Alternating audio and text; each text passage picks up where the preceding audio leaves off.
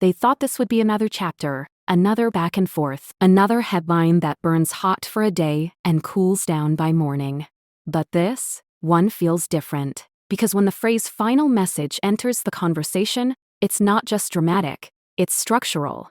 It's someone drawing a line so clean you can hear it. And in the last several hours, a claim has been ricocheting through the royal watching world that Meghan Markle was blindsided by something described, in private, as King Charles's final message to her. Not a speech, not a statement for cameras, not a public reconciliation moment, a message, delivered quietly, with the kind of restraint that usually means the opposite of peace. But before we continue, please don't forget to like, subscribe, and turn on the notification bell for updates now. Before we go any further, I need to be careful here. There's a difference between confirmed reporting and the kind of information that starts as whispers, appears as sources say, and then suddenly becomes everyone's certainty. You've seen that cycle. I've seen it too. So what I'm going to do is walk you through what's being suggested, what's plausible, and what doesn't add up yet. Because the reaction is the tell. Here's what keeps sticking out to me. If this message was truly final, it wasn't written to win. It was written to end. And that kind of ending is terrifying for someone who still believes there's leverage left on the table. Think about it for a second. What would you expect a final message to contain? Apology? Forgiveness? A last attempt at reconciliation? Don't get, or something colder, something that doesn't even bother to argue anymore? That's the part that reportedly hit like a switch. Not anger, exactly. More like the sudden realization that the room has changed and nobody told you. The old dynamics don't apply. The familiar pressures don't work. And the person on the other side isn't playing the same game. And if you're wondering why this matters right now, not historically, it's because timing is everything. A final message doesn't land in a vacuum. It lands when decisions are already being made behind the scenes, when relationships are being redefined, when silence stops being a pause and starts being a strategy. There's also something else. The people around Meghan, the ones who normally hold the line, reportedly didn't respond the way you'd expect. No immediate counter-narrative, no obvious rollout, just a kind of tightening, like everyone realized the next move could make things worse. Which brings us to the detail I can't shake. Because what I'm hearing isn't that the message contained one explosive sentence, it's that it contained one absence, one thing it refused to offer. And once Meghan clocked that, the reaction wasn't just emotional, it was urgent. But what happened immediately after she read it is where this stops being royal drama and starts looking like something far more deliberate. Because the next step wasn't public, it was private. And it may have set off a chain of events that no one can easily walk back. What happened next didn't make noise, and that's exactly why it mattered. If this were the kind of moment people expect, there would have been something immediate, a statement, a leak, a carefully placed rebuttal drifting into the press cycle within hours. That's usually how these things go. Silence, when it happens, is brief, tactical, almost performative. But this silence stretched, and the more time passed, the more obvious it became that this message hadn't landed as an opening move. It landed as a closing one. Here's what sources close to the situation keep circling back to. The delivery itself. Not rushed. No grand framing. Just a message, conveyed in a way that suggested it wasn't up for negotiation. That alone tells you a lot. When someone believes there's still room to maneuver, they signal it, even subtly. Especially subtly. This didn't do that. What's being described is something colder than anger, something more unsettling than rejection. It's the tone of someone who has already recalculated the cost of engagement and decided it's no longer worth paying. That's not how conflicts escalate. That's how they end. And if you're Meghan, reading something like that forces a sudden reassessment, not just of the relationship, but of the entire board. Meghan, because leverage only exists if the other side still cares about the outcome. When that care disappears, so does the power dynamic you've been playing inside. Ask yourself this: when was the last time you saw someone panic over being ignored rather than confronted? That's the contradiction here. Publicly, everything looks familiar. Privately, the ground has shifted. People who were once responsive are suddenly unavailable. Conversations that used to happen through intermediaries now don't happen at all. And the message, whatever its exact wording, appears to have made one thing unmistakably clear. There would be no more back-channel bargaining. There's another detail that doesn't get enough attention. This message wasn't accompanied by reassurance. No, we'll talk later. No, this doesn't change everything. No soft landing. That omission matters because reassurance is the currency of ongoing relationships. Remove it and you're signaling finality without saying the word.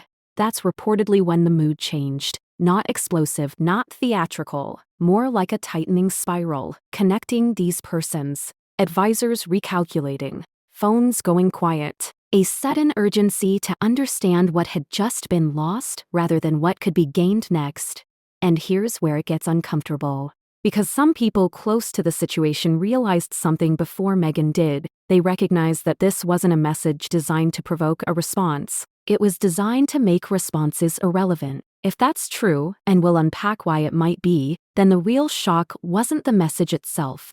It was the realization that the usual counters no longer applied. And once that sunk in, the question stopped being how do we respond? It became, what do we do now? Because what followed wasn't defiance. It wasn't reconciliation either. It was movement. Quiet, deliberate movement. And that's where the consequences started to take shape. Out of view, off the record, and far more serious than anyone watching from the outside realized. There's a moment in situations like this where you can almost feel the air change. Not dramatically, just that. Not in a way that announces itself. It's subtler than that. Conversations become shorter, decisions that used to take days are suddenly made in minutes, and people stop asking permission. That's the phase this story appears to have entered. Because after the message was absorbed, after the initial recalibration, something else became clear. This wasn't just about hurt feelings or bruised pride. It was about consequences, real ones, the kind that don't play out on morning shows or social media feeds but in rooms you never see. What's striking is how quickly the response shifted from emotional to logistical. That alone should raise eyebrows. When someone feels wronged but still believes the relationship can be repaired, the reaction is expressive, venting, positioning, narrative shaping. But when someone senses finality, the instinct changes. You stop talking, you start moving.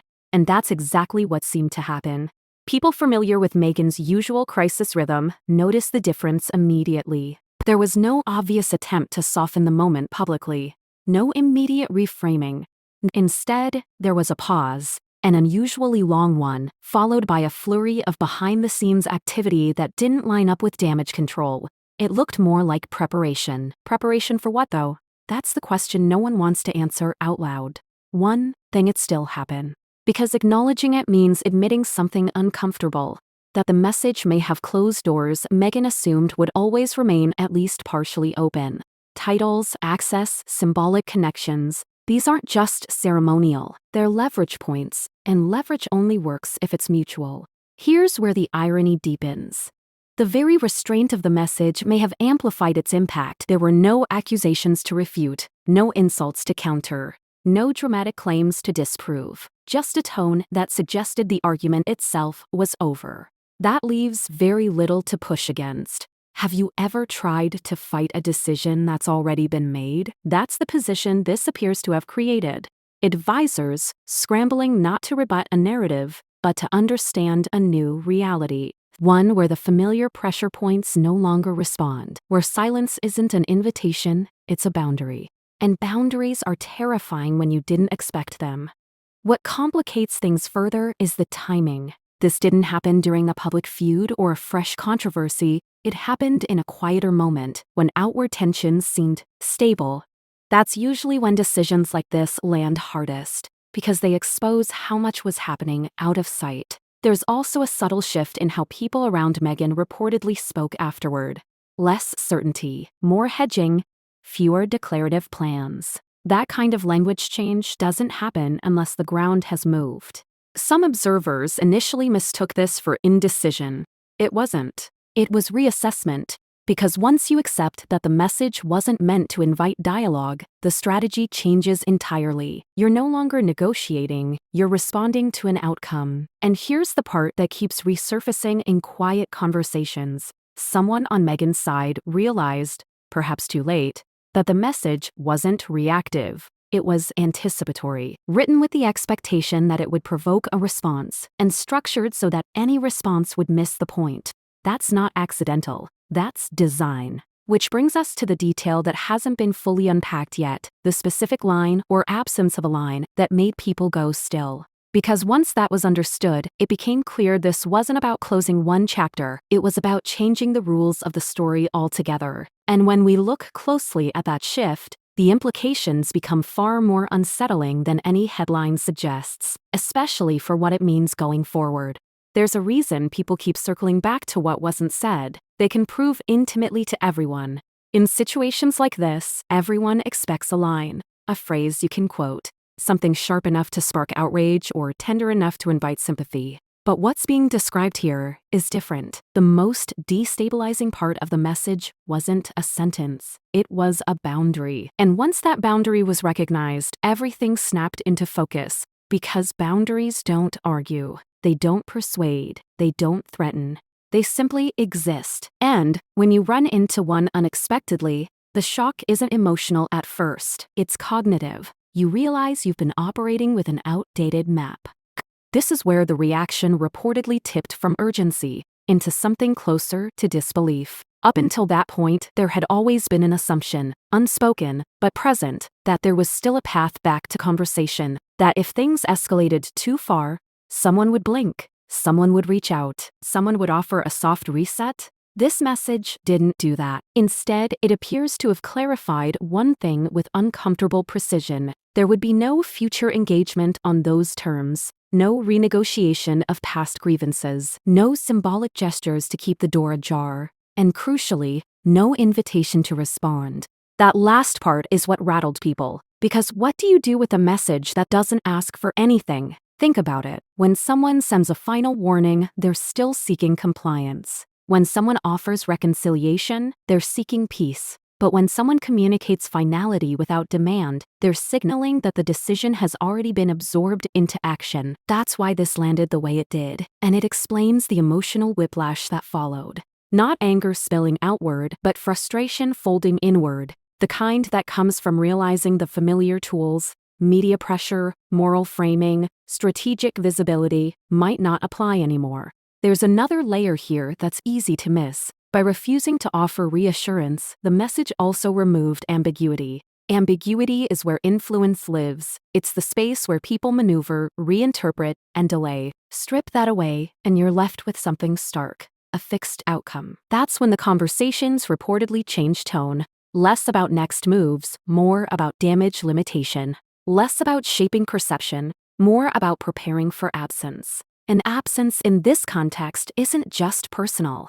There being no thing. It's institutional. If access disappears quietly, there's no scandal to ride, no injustice to spotlight, just distance. And distance is hard to monetize. What makes this especially unsettling is that the message seems to have anticipated the reaction, almost as if it were written with the knowledge that any attempt to escalate would only reinforce the boundary it set.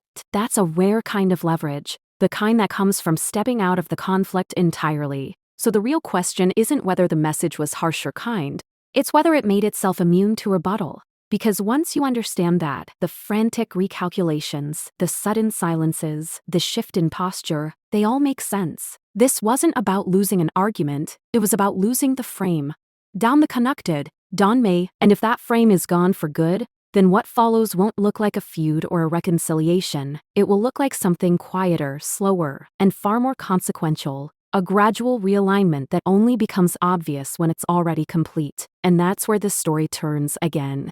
Because if the message truly reset the balance, then the next phase isn't about reaction at all, it's about fallout. And that's the part we haven't seen yet. So when people ask whether this was about emotion or ego or family drama, I think that misses the point. What we're really looking at is something far less dramatic on the surface and far more consequential underneath. A decision that no longer requires participation from both sides. That's why the opening contradiction matters so much. This didn't explode. It didn't escalate. It didn't even argue. It settled. And settlements, especially quiet ones, tend to be permanent. If you go back to that first unsettling idea, a final message, it becomes clearer why the reaction mattered more than the words. The message didn't need to justify itself. It didn't need witnesses. It didn't need applause or sympathy. It functioned as a marker, a point beyond which the old dynamics simply don't apply. That's a hard thing to accept when you've spent years operating inside those dynamics. What seems to have shaken Meghan wasn't cruelty or rejection. It was irrelevance. The sense that the familiar levers no longer move anything. This is all the approved. That appeals won't be heard because they're no longer required. That silence isn't punishment, it's policy. And once that clicks, the entire story reframes itself. This isn't about who said what last or who feels wronged. It's about what happens when one side quietly exits the arena. No more back and forth, no more symbolic gestures, just distance, thermalized without ceremony. The implications of that are still unfolding, and they won't arrive as headlines all at once. They'll show up as absences, invitations that don't come, doors that don't open, back. References that quietly disappear from official language, the kind of changes that only look obvious in hindsight. And that's why this moment matters now, not later. Because once finality takes root, it doesn't announce itself again. It simply becomes the new baseline. Whether the message was less a response to recent events and more the closing act of a long internal calculation. If that's true, then what we're seeing isn't all out, it's alignment. Systems adjusting to a decision already made. And that raises another question. One I don't think has been fully asked yet. If this door is truly closed, what happens to the narratives built on the assumption that it never would be? That's where the unease lingers. Because the loudest reactions tend to come from moments of conflict. The most decisive ones often don't. So I'll leave you with this. Not an answer, but a thought. If a message doesn't invite a reply, maybe the point isn't what was said, but what no longer needs to be discussed at all. If you think there's more to this story, you're probably right. Let me know what stood out to you. Share your take in the comments. And if you want to follow where this goes next, because it is going somewhere, make sure you're subscribed. This isn't over. It's just gone quiet.